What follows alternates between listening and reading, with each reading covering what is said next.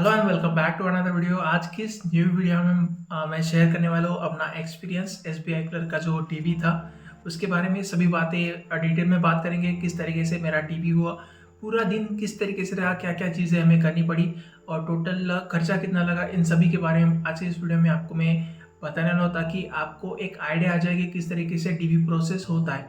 आपके सभी डाउट्स का मैं इस वीडियो में जवाब दूंगा।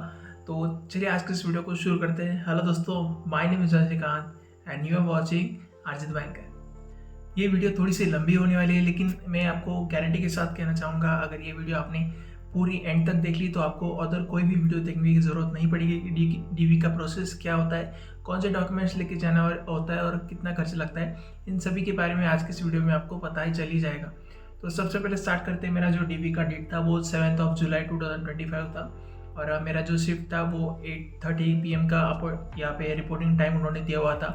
तो मैंने सभी चीज़ें यहाँ पे इस पेज पे लिख लिया ताकि मैं सभी आज आपको क्लियर बता सकूँ कि एक्चुअली में किस तरीके से प्रोसेस होता है। तो जैसे हमारा 8:30 का जो रिपोर्टिंग टाइम था, लेकिन उससे 1 घंटा पहले मैं 7:30 बजे वहाँ पे पहुँच गया था, क्योंकि थोड़ा सा जल्दी रहता है क्योंकि एसबीआई का डीवी है, हमने इतने मेहनत के बाद क्रैक किया है। सो आगे बढ़ते टॉपिक की तरफ। जैसे हमने एंटर किया तो उसके बाद सबसे पहले यहाँ पे रजिस्टर पे हमने अपना नाम लिखा था और वहाँ पे उन्होंने एक लिस्ट दिया हुआ था, अटेंडेंट लिस्ट, उस पर हमारा नाम लिखा हुआ था। उस नाम के ऊपर आपको साइन करना होता है या फिर आपको टिक करना होता है। तो आपके केस में अगर साइन करना रहेगा तो आप वहाँ पे साइन कर सकते हो। हमारे केस में वहाँ पे टिक करना था कि मैं प्रेजेंट हूँ, तो वहाँ पे मैंने टिक कर दिया और जो रजिस्टर पे मेरा नाम, मोबाइल नंबर और मैं कहाँ से आया हूँ, किस पर्पज़ से आया हूँ और मेरा सिग्नेचर वहाँ पे मैंने एंटर कर दिया। उसके बाद हम जैसे ही अंदर गए तो यहाँ पे सबसे पहले जो वहाँ पे एसबीआई का जो ऑफिसर था उसने एक एक करके हम सबको बुलाया और वहाँ पे हमारा केवाईसी ले लिया। तो यहाँ पे आपको साथ में एक आधार कार्ड लेके हमको बुलाया था कि आपको साथ में आधार कार्ड लेके आना है, क्योंकि आधार के कार्ड के थ्रू वो अपना केवाईसी जो है कंप्लीट करने वाला था। तो मैं आधार कार्ड लेके गया वहाँ पे और जो आधार कार्ड के नंबर है उसने वहाँ पे पूछा, तो मैंने आधार कार्ड का जो 12 डिजिट नंबर होता है वो मैंने बताया। उसके बाद उसने केवाईसी कर लिया और जो उसके 2 प्रिंट्स थे उसने मुझे दे दिए और मैंने उस पर साइन कर दिया।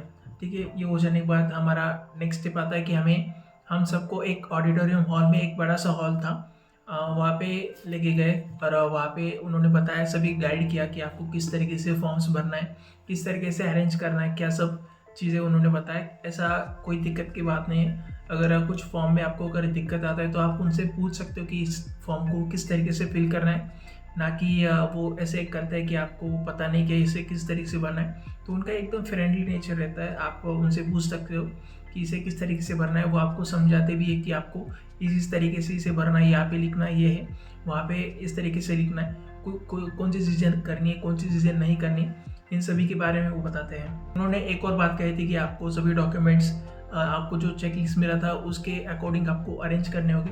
तो हमने जो पूरे डॉक्यूमेंट्स थे चेकलिस्ट के हिसाब से अरेंज किए, ओरिजिनल एक साइड पे और जेरोक्स कॉपीज थे उनको एक साइड पे रख लिया था चेकलिस्ट के अकॉर्डिंग। जैसे हमारा जो डॉक्यूमेंट चेकलिस्ट के हिसाब से अरेंज हो गया, हमारा सब फॉर्म फिलअप हो गया। उसके बाद उन्होंने हमें फास्टिंग करने के लिए कहा था। जैसे हमने मेल में देखा था कि आपको फास्टिंग करके आना होगा, उन्होंने ऐसे मेल में लिखा था, सेकेंड मेल में।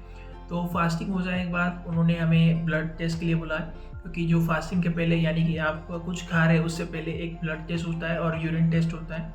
वो टेस्ट हो जाने के बाद उन्होंने हमें कुछ ब्रेकफास्ट दिया, पोहा था साथ में और बस इतना ही था, पोहा और वाटर बॉटल दिया था। उस ब्लड टेस्ट के बाद हमने ब्रेकफास्ट किया।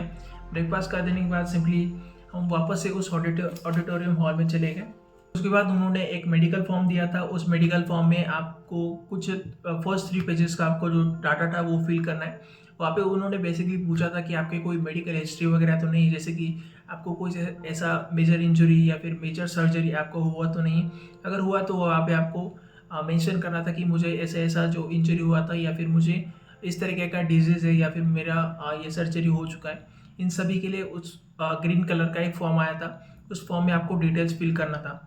साथ ही में उन्होंने दूसरा एक फॉर्म दिया था, वो था सोशल मीडिया पॉलिसी, कि आपको एसबीआई के अगर आप वर्क करें तो आप एसबीआई के वर्क करते वक्त कुछ भी ऐसे सोशल मीडिया पे शेयर नहीं कर सकते जो एसबीआई से रिलेटेड है। यानी कि अगर आप ऑन जॉब पे हो और आप रील्स बना रहे हो या फिर अपने सोशल मीडिया पे जो हिडन डॉक्यूमेंट्स होता है या फिर आप कह सकते हैं प्राइवेसी मेंटेन करने के लिए जो डॉक्यूमेंट्स होते हैं उनको आपने एक्सपोज कर दिया।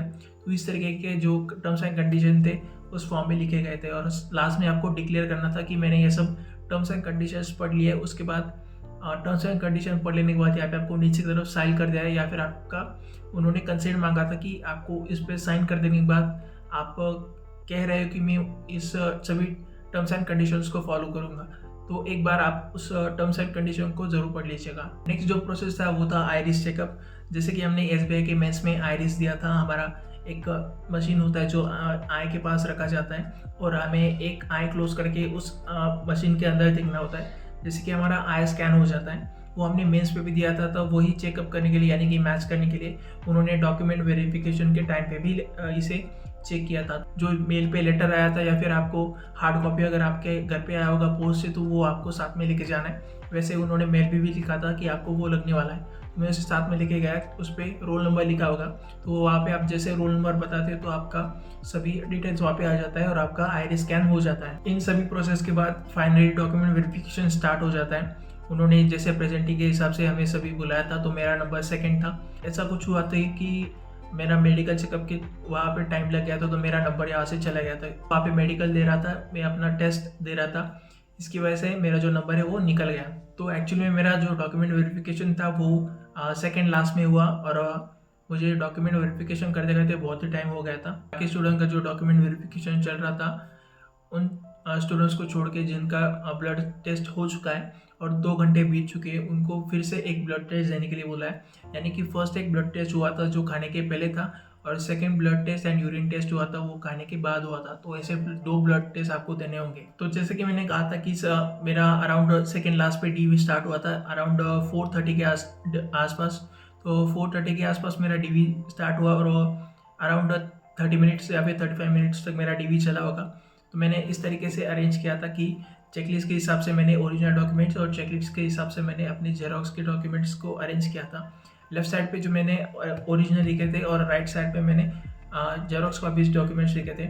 और चेकलिस्ट वो जो सामने बैठा रहता है वो SBI का पर्सन, उसके बाद चेकलिस्ट होता है, वो चेकलिस्ट के हिसाब से आपको डॉक्यूमेंट्स मांगता है। तो मैंने एक ओरिजिनल दिया और एक जेरोक्स दिया। तो वो क्या करता है कि ओरिजिनल डॉक्यूमेंट को जेरोक्स कॉपी से मैच करके देखता है कि उसमें जो डॉक्यूमेंट्स इंफॉर्मेशन है वो सही है या फिर नहीं, या फिर कुछ मैनिपुलेट किया है।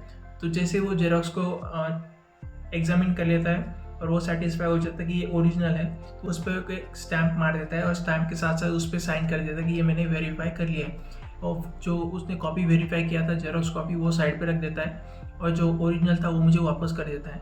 तो इसी तरीके से जो उसने चेकलिस्ट के हिसाब से डॉक्यूमेंट्स मांगे थे, मैंने चेकलिस्ट के हिसाब से उसे डॉक्यूमेंट्स दिए और मेरा ओरिजिनल वापस लिया। नेक्स्ट पॉइंट की बात करना चाहूँगा, जैसे स्टेट कास्ट सर्टिफिकेट में उसमें मेंशन नहीं था जो मेल हमें रिसीव हुआ था।